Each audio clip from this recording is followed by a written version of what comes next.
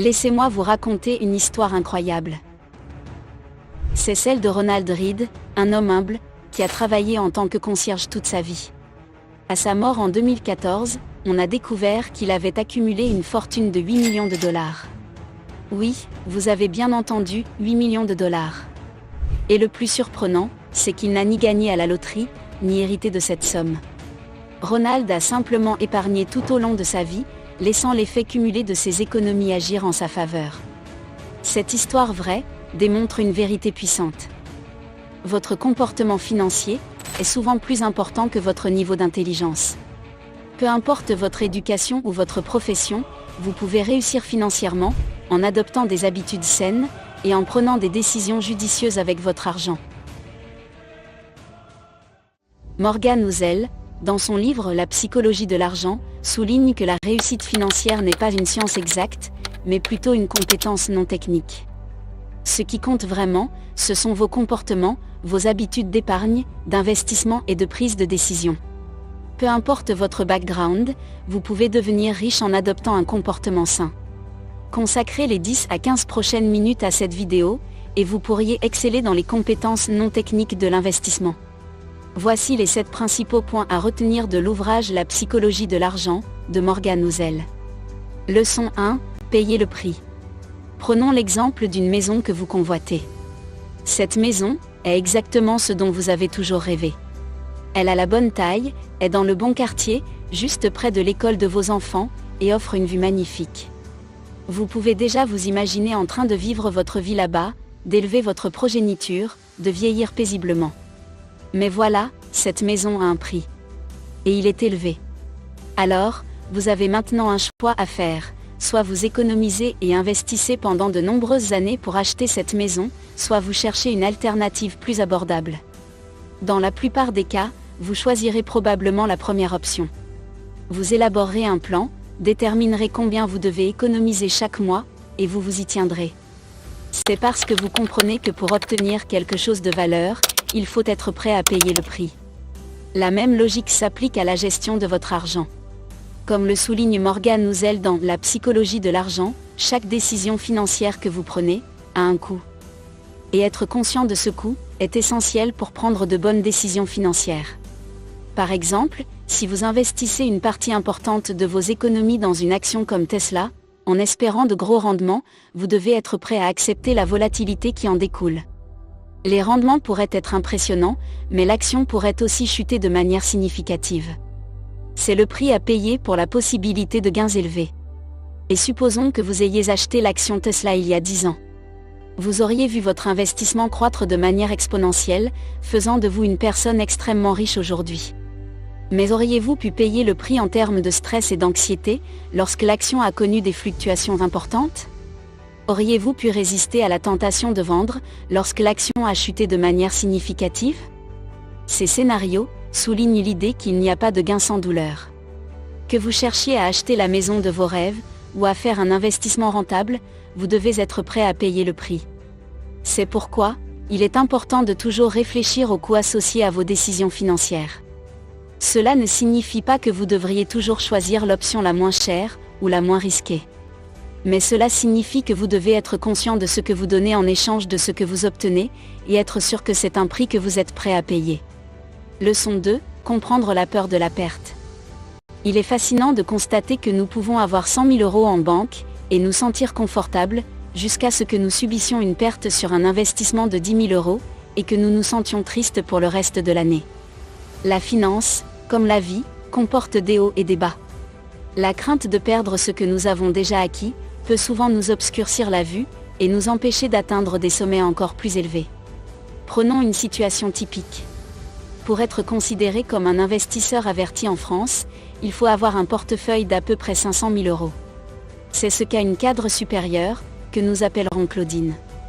Selon presque tous les critères, Claudine serait considérée comme financièrement confortable. Elle peut se permettre d'investir dans de belles entreprises, de soutenir des startups prometteuses, peut-être même de faire un investissement risqué de temps en temps. Claudine se sent bien dans sa peau, et est fière de ce qu'elle a accompli financièrement dans sa vie. Ça, C'est jusqu'à ce qu'elle fasse un investissement dans une start-up technologique prometteuse, et qu'elle perde 50 000 € lorsque l'entreprise fait faillite. Comparé à son collègue Jean, qui a fait un investissement similaire, mais a réussi à doubler son argent, Claudine se sent soudain démunie. Jean fait partie des 1% des investisseurs les plus prospères. Il a réussi à transformer un investissement de 50 000 € en 100 000 €, ce qui fait pâlir le portefeuille de Claudine. Est-ce que ça s'arrête là? Non, ça ne s'arrête pas là. Jean a un ami, Pierre, qui est un investisseur de capital risque. Pierre fait partie des 1% des investisseurs les plus prospères. Il a investi dans une start-up, qui a été rachetée par une grande entreprise technologique, et il a ainsi vu sa mise de 1 million d'euros se transformer en 10 millions d'euros. Eh bien, comparé au retour sur investissement de Pierre, le doublement de l'investissement de Jean semble soudain insignifiant. C'est ce genre de comparaison, et la crainte des pertes qui peut nous pousser à prendre des décisions d'investissement imprudentes, et potentiellement ruineuses. Certaines personnes, par peur de la perte, gardent tout leur argent en liquide, ou dans des comptes d'épargne à faible rendement. D'autres sont tellement effrayées par l'idée de perdre de l'argent, qu'elles vendent leurs actions lors d'une baisse du marché, ce qui peut souvent conduire à des pertes encore plus grandes. Mais la clé de l'investissement réussi, est de comprendre que les hauts et les bas sont une partie naturelle du processus. Vous devez, à un moment donné du processus d'investissement, accepter que les pertes sont parfois inévitables, et font ainsi partie du voyage vers la liberté financière. Ainsi, lorsque vous comparez votre performance d'investissement à celle d'autres investisseurs, souvenez-vous qu'il y a toujours un plus gros poisson dans l'étang. Il y aura toujours quelqu'un qui aura fait un meilleur investissement, ou qui aura un portefeuille plus grand.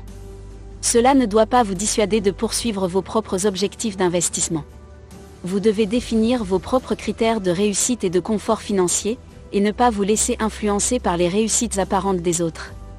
Leçon numéro 4. Pourquoi les gens sont fous?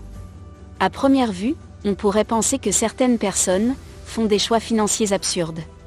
Certains gaspillent leur argent pour des choses qui semblent futiles, tandis que d'autres préfèrent le conserver dans des endroits insoupçonnés.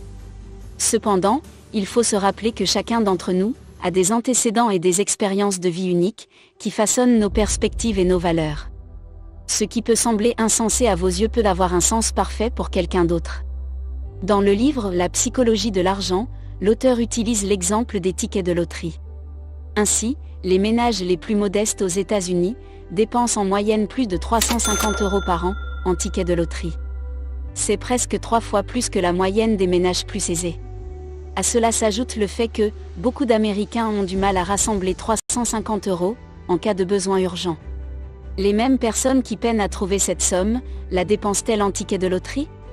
Cela peut sembler absurde. Mais, considérons leur point de vue. Ces individus, qui vivent de salaire en salaire, n'ont pas souvent la possibilité d'épargner. Ils n'ont pas accès à une bonne éducation, ou à une carrière prometteuse, et les plaisirs de la vie, comme de belles vacances ou une nouvelle voiture, sont hors de leur portée. Pour eux, l'achat d'un ticket de loterie représente une possibilité, même infime, de réaliser un rêve de richesse. Comprendre cela vous aide à être un meilleur investisseur, en vous rappelant que chaque personne a ses propres besoins et objectifs financiers. Ainsi, il ne serait pas judicieux de copier la stratégie d'investissement de quelqu'un d'autre, surtout si vos objectifs sont différents.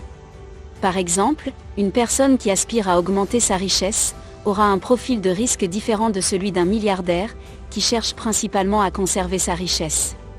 Suivre les traces du milliardaire pourrait ne pas être la meilleure stratégie pour atteindre vos objectifs. La reconnaissance de ces différences peut également vous aider à éviter les investissements qui sont en dehors de votre domaine d'expertise. Ainsi, si vous n'êtes pas un trader expérimenté, il serait imprudent de vous lancer dans des opérations boursières risquées.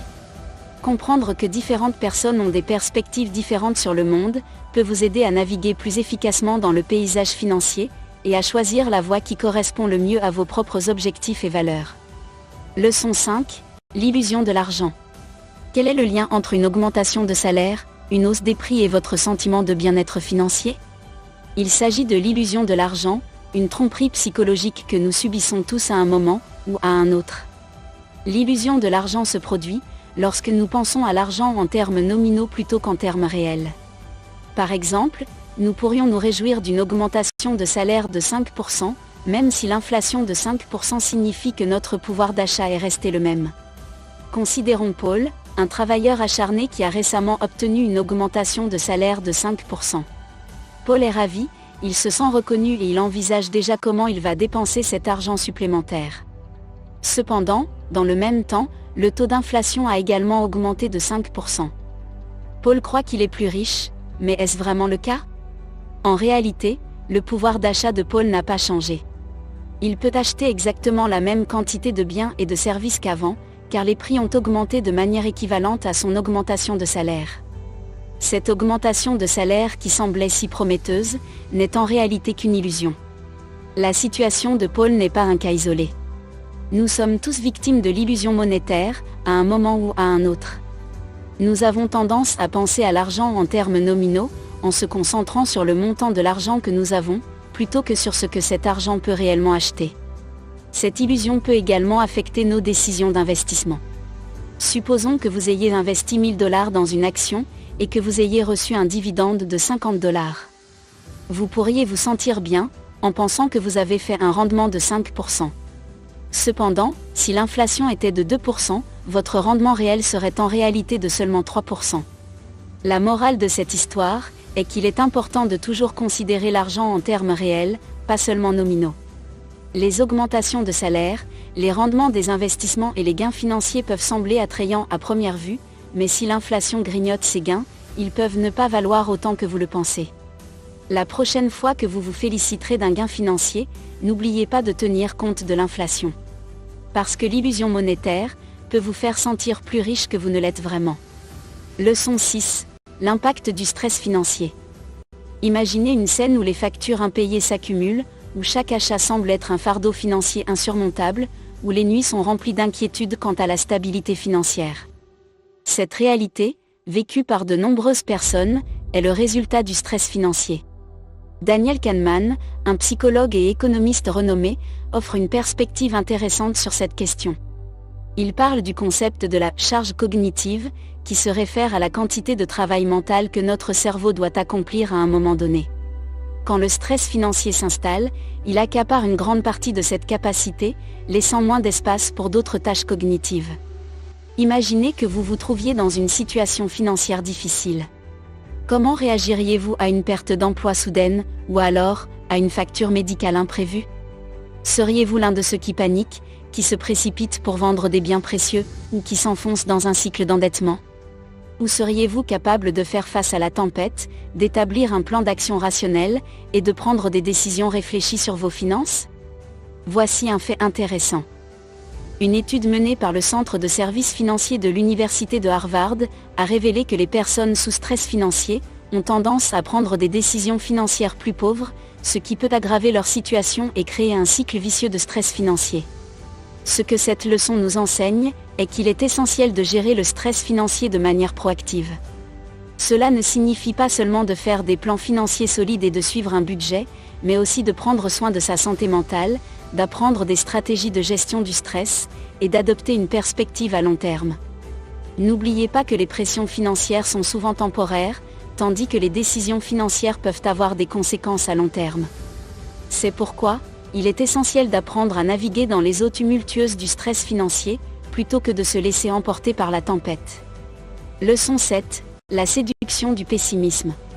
Si je commençais à vous raconter comment notre dépendance croissante à la technologie pourrait nous rendre vulnérables à des attaques cybernétiques dévastatrices, comment le changement climatique pourrait bouleverser nos économies, ou comment la bulle des crypto-monnaies pourrait éclater et laisser des millions de personnes dans la ruine, il est probable que vous seriez accrochés à chaque mot.